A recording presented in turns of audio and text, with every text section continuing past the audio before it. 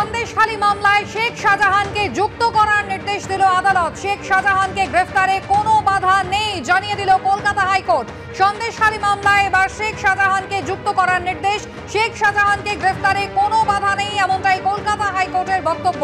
গতকালই আপনারা শুনেছিলেন অভিষেক বন্দ্যোপাধ্যায় তিনি দাবি করেছিলেন যে স্টে রয়েছে, কলকাতা হাইকোর্ট স্টে দিয়েছে এবং স্টে দিলে নোটিশ পাঠানো যায় না, কাউকে গ্রেফতার করা যায় না, ইনভেস্টিগেশন চলতে পারে না এবং স্টে যদি সরিয়ে নেওয়া হয় তাহলে রাজ্য পুলিশের হাত পা যদি বেঁধে না রাখা হয় তাহলে রাজ্য পুলিশ কাজ করতে পারবে নিরপেক্ষভাবে। আর আজকে কলকাতা হাইকোর্টের পর্যবেক্ষণ, সন্দেশখালী মামলায় শেখ শাহজাহানকে যুক্ত করার নির্দেশ দেওয়া হলো।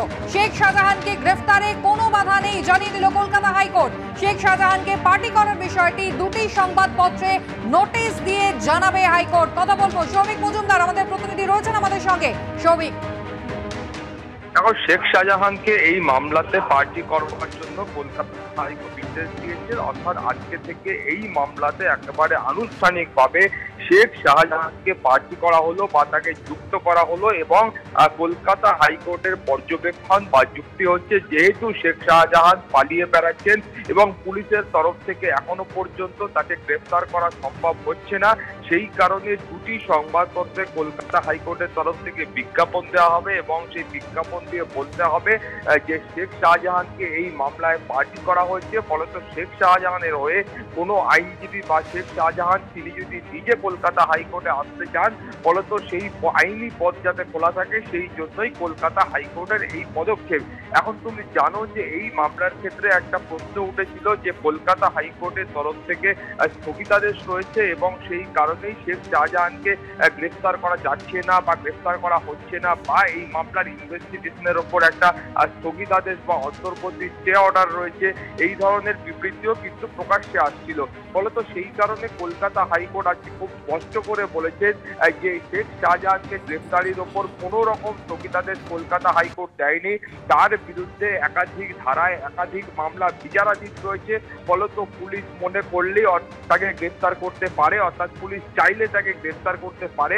এই ধরনের কোনো স্থগিতাদেশ গ্রেফতারির ওপর শেখ শাহজাহানকে গ্রেফতারির ওপর কলকাতা হাইকোর্ট দেয়নি, সেই বিষয়টা কিন্তু একেবারে স্পষ্ট করে বলা হয়েছে। অর্থাৎ কলকাতা হাইকোর্টের মহামান্য প্রধান বিচারপতি তিনি কিন্তু একেবারে স্পষ্ট ভাষায় এটা বলেছেন এবং তার পাশাপাশি তিনি বলছেন যে এই গোটা বিষয়টাতে যে এসআইটি গঠন করা হয়েছিল, সেই এসআইটিকে কেন্দ্র করে রাজ্য এবং কেন্দ্র দুপক্ষের যারা তদন্তকারী সংস্থা আছেন তারাই কিন্তু প্রধান বিচারপতি ডিভিশন বেঞ্চে এসেছিল এবং সেই মামলার প্রেক্ষিতে সেই সিটকে কেন্দ্র করে বা এসআইটিকে কেন্দ্র করে এই অন্তর্বর্তী স্থগিতাদেশ দেওয়া হয়েছে। কিন্তু শেখ শাহজাহান যিনি একাধিক ধারায় অভিযুক্ত, যার বিরুদ্ধে একাধিক মামলা বিচারাধীন রয়েছে, তাকে গ্রেফতারির ওপর কিন্তু কোনো রকম অন্তর্বর্তী স্থগিতাদেশ নেই।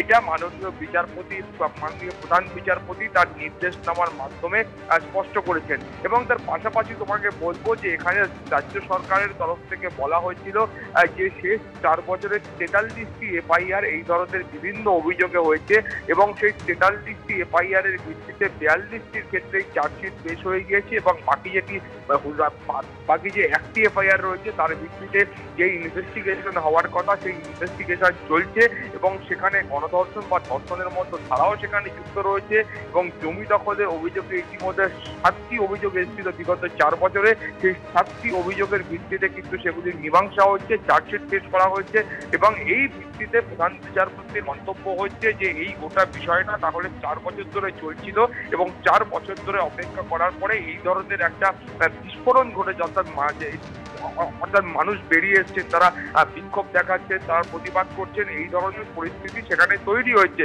ফলত এটা নতুন নয় যে হঠাৎ করে সেখানে এই ঘটনার উদ্বেগ হয়েছে। এখন সরকারের প্রধান বিচারপতির পর্যবেক্ষণ হলো সরকারের তরফ থেকে এখন বলা হচ্ছে যে জমিগুলি দখল করা হয়েছে সেই জমিগুলি ফেরত দেওয়ার যে বন্দোবস্ত সেটা তারা করছেন। অতএব এটা কিন্তু স্পষ্ট যে সেখানে একটা কোনো না কোনো ঘটনা ঘটেছিল এবং সরকার সেই ঘটনা সম্পর্কে তারা অবগত ছিলেন। ফলত তারা তারা এই ধরনের পদক্ষেপ করছেন। ফলে এখন এই মুহূর্তে আর আলাদা কোনো প্রমাণের দরকার নেই, সরাসরি শাস্তির যে বিধান রয়েছে সেই বিধানকে বলবৎ করতে হবে, এই মর্মে মাননীয় প্রধান বিচারপতি তার মত প্রকাশ করেছেন। ফলত সব মিলিয়ে আজকে শেখ শাহজাহানকে এই এবং এর পাশাপাশি তোমাকে বলবো মাননীয় প্রধান বিচারপতি এই মর্মে বিস্ময় প্রকাশ করেছেন যে এই 43 যে মামলা বিগত 4 বছরে হয়েছিল সেগুলির চার্জশিট দেওয়ার জন্য কেন 4 বছর লেগে গেল, সেই প্রশ্নও কিন্তু মাননীয় প্রধান বিচারপতি তুলেছেন। তার পাশাপাশি তিনি বলছেন যে এই চার্জশিটগুলোতে কি রয়েছে সেগুলোও কিন্তু খতিয়ে দেখার সময় আসছে। কলকাতা হাইকোর্ট সেই চার্জশিটগুলিও প্রয়োজন মনে করলে খতিয়ে দেখবেন, কিন্তু আপাততভাবে প্রাথমিক পর্যায়ে যে নির্দেশ দান করার দরকার ছিল সেই নির্দেশ কলকাতা হাইকোর্ট দিয়েছেন। প্রথমত শেখ শাহজাহানকে তার নাম উল্লেখ করে তাকে এই মামলায় পার্টি করা হয়েছে। তার পাশাপাশি রাজ্য পুলিশ, সিবিআই এবং ইডির একজন করে উচ্চপদস্থ আধিকারিককেও এই মামলায় যুক্ত করতে হবে বা পার্টি করতে হবে, সেই মর্মেও কলকাতা হাইকোর্টের তরফ থেকে নির্দেশ দেওয়া হয়েছে। ফলত 4 মার্চ যখন মামলার পরবর্তী শুনানি হবে সেই সময় পরবর্তী পর্যায়ের নির্দেশ কলকাতা হাইকোর্ট দেবে। তুমি জানো যে এই মামলার ক্ষেত্রে আইনজীবী জয়ন্ত নারায়ণ চট্টোপাধ্যায়কে আদালত বান্ধব হিসেবে নিয়োগ করেছিল কলকাতা হাইকোর্ট এবং তিনিও কিন্তু এই গোটা পরিস্থিতির ওপর তার যে মতামত রয়েছে সেই মতামত ব্যক্ত করে তার রিপোর্ট কলকাতা হাইকোর্টে পেশ করবেন। ফলত এই সমস্ত রিপোর্ট কলকাতা হাইকোর্টের সামনে আসলে তারপরে পরবর্তী পর্যায়ে যে প্রক্রিয়া রয়েছে বা যে নির্দেশ রয়েছে সেটা কলকাতা হাইকোর্টের মহামান্য প্রধান বিচারপতি দেবেন। সঙ্গে থাকো। প্রধান বিচারপতি আজ স্পষ্ট জানিয়ে দিয়েছেন যে শেখ শাহজাহানকে গ্রেফতারিতে আদালতের কোনো স্থগিতাদেশ নেই, অর্থাৎ পুলিশ চাইলে শেখ শাহজাহানকে গ্রেফতার করতে পারে।